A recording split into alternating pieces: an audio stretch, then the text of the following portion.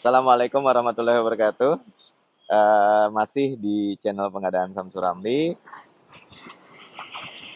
Kita akan bahas, saya mungkin akan mencoba menganalogikan bagaimana nanti pelaku usaha, teman-teman pelaku usaha meng-create produk di dalam etalase eh, yang dapat memenuhi kebutuhan dari pengguna di pemerintahan.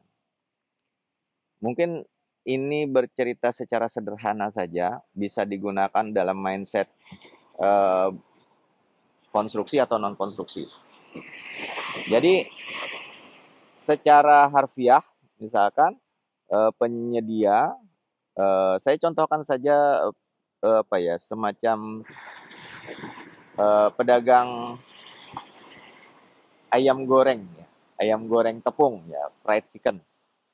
Nah, di gerai mereka, mereka menyediakan daftar menu dari mulai ayam, kemudian lauk sebagai lauknya, kemudian nasi, kemudian minum. Itu satuan.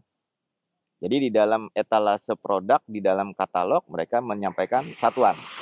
Ada satuan lauk ayam, ada satuan porsi nasi, ada satuan porsi minum. Nah, kemudian datanglah pelanggan.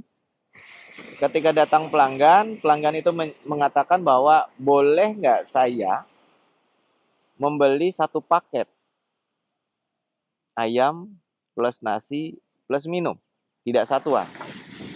Atas dasar permintaan konsumen ini, kemudian pemilik toko atau manajer etalase atau manajer pelaku usaha itu kemudian, oh berarti pasar membutuhkan paketan, tidak hanya satuan.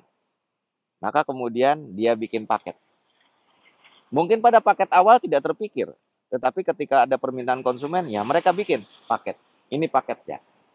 Maka muncullah paket A yang terdiri dari ayam, nasi, minum. Bikinlah paket A. Berarti ada berapa produk itu? Ada produk ayam, produk minum, produk nasi. Plus paket A. Berarti ada 4 produk di etalase mereka.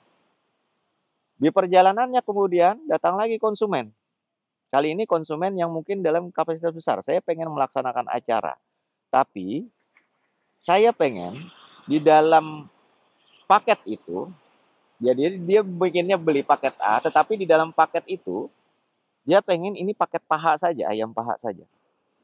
Sementara dalam pemikiran pemilik toko atau manajer, mereka kalau paket A itu yang tersedia saja dimasukin. Kalau tersedia pada saat itu sayap, ya sayap dimasukin. Tapi ternyata ada request lagi dari konsumen, dan ini mungkin ada banyak konsumen, beberapa konsumen yang meminta seperti itu.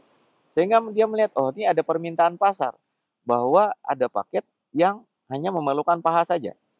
Dari sisi proses produksi, ini juga berdampak besar. Karena apa? Kalau mereka untuk paha saja, bagi konsumen mungkin bayangannya kan cuma minta paha saja. Itu kan selalu ada gitu. Tapi dari sisi produksi dia berpikir, karena apa? Di dalam satu potong ayam hanya 2 paha.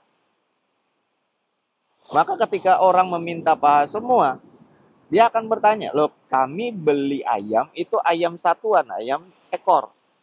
Yang dimana di dalamnya terdiri hanya 2 paha saja. Kalau ada yang minta 100 paha saja, maka paling tidak ada 50 ekor yang harus mereka sediakan. Nah yang terjadi pertanyaan, ini sayapnya, dadanya, dan bagian-bagian lain yang tidak ini gimana? Ini dari sisi produksi. Nah, dari sisi produksi ini mungkin tidak terpikir oleh konsumen.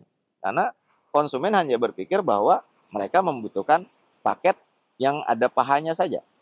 Nah, komunikasi ini kemudian menjadi struktur penentu harga dari paket baru nanti.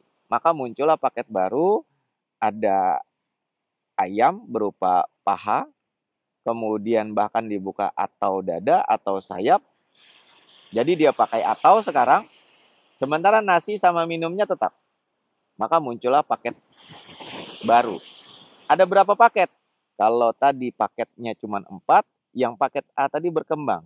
Ada paket paha, ada paket dada, ada paket ayam. Oh maaf, paket sayap misalkan. Berarti sudah ada 3 varian, ada 3 varian satuan, ada 3 varian paket. Demikian selanjutnya, nanti bisa dilihat. Maka produk-produk yang ada di dalam katalog itu bisa saja bertambah dilakukan oleh pelaku usaha dalam rangka merespon demand pasar.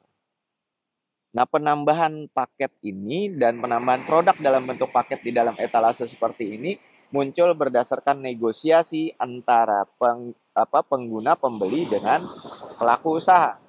Negosiasi-negosiasi seperti ini menurut saya tidak jahat. Jadi misalkan dulunya tidak ada paket A, tiba-tiba ada paket A karena dia pembeli ini beli, itu bukan sebuah yang jahat. Jadi jangan ini kemudian diidentifikasi, kan mereka paketnya baru bikin setelah diminta nih. Enggak, itu bukan jahat. Ini respon dari pelaku usaha dalam rangka menjualnya karena paket satuannya ada. Yang salah adalah datang ke toko makanan tetapi ketika karena hanya ingin membeli ke penyedia itu saja dengan intensi lain, karena dekat dengan pemilik toko adalah keluarga dia, pemilik toko ini mampu memberikan feedback dan segala macam, artinya niat-niat jahat lain. Kemudian bisa nggak toko ini menyediakan komputer? Nah, ini produk baru yang tidak relevan. Karena apa? KBLI komoditas baku dan klasifikasi usahanya berbeda. Nah, yang seperti inilah yang harusnya dihindari. Artinya tidak memunculkan produk baru yang berbeda dari sisi klasifikasi baku lapangan usaha dan klasifikasi baku komoditasnya. Ini yang harus dihindari menurut saya dari sisi pembentukan paket-paket baru. Tetapi untuk pembentukan paket-paket baru atau produk-produk baru yang berkaitan dengan produk yang telah ada, ini jahitan saja. Nah, nanti silakan kaitkan dengan produk konstruksi. Kalau produk konstruksi, oh ini ada pondasi, ada kolom, ada dinding, ada atap, dan seterusnya. Silakan dijahit lagi. Nah, penyedia nanti bisa membuat paket-paket baru dari item yang sudah ada di bidang konstruksi yang mereka kuasai. Nah, mungkin ini salah satu juga gambaran yang nanti kita bisa masukkan dalam kerangka pemahaman pelaku usaha dalam rangka merespon kebutuhan untuk menciptakan produk-produk di dalam etalase mereka masing-masing. Sayang kalau etalase ini tidak dikembangkan, tidak dikreat sedemikian rupa untuk membuka peluang usaha yang jauh lebih besar bagi pelaku usaha. Saya Samsul Ramli dari pantai di Taliwang. Salam pengadaan. Wabillahi taufiq wal hidayah. Assalamualaikum warahmatullahi wabarakatuh.